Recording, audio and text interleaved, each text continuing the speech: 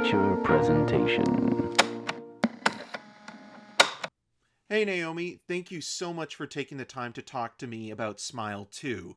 The first question: the show-stopping performance you deliver in the film could win over non-horror fans, making them reconsider the genre.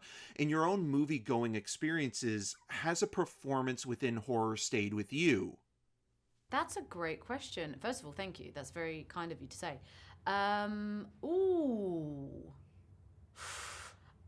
I'm gonna go for Tony Collette in Hereditary. I know, I think that's the go-to, but I think it's the go-to for a reason. Can you talk about working with After Yang and Vox Lux choreographer Cecilia Ralston Hall, and how important is it to rehearse a sequence on set and not just in a gym or studio space? Another great question. Celia's amazing. I got cast very quickly, and we had to go, right? It was really go, go, go. And so Celia is just so fantastic because it's not just about how can I create the best dance, right? It's everything. It's this 360 thing of her being able to shift and tweak on the fly. She has a wonderful temperament as well on set. She kind of keeps a very almost quiet confidence that allows everyone to keep relaxed as well, which I think is very important in these high pressure situations. And again, a trust. She just trusts me as much as I also trust her.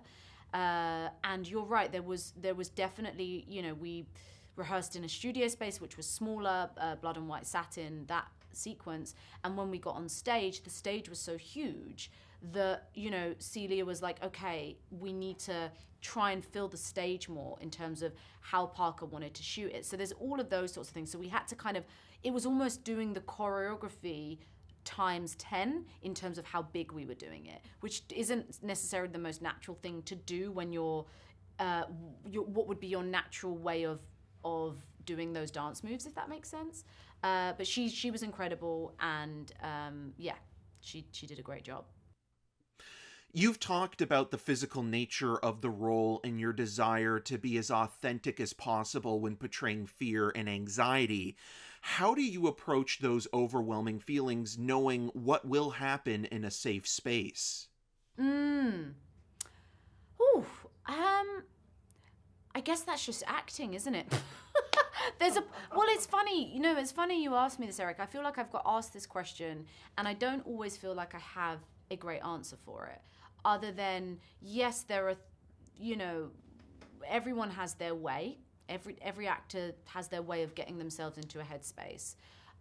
But you're right, there is, for some particular shots, for some specific shots, there's a physicality to it in terms of either heavy breathing or that are helpful, and it's not just about, playing out the truth of a scene as much as it is a moment or a quick shot of something or a technical shot where it's a physical thing.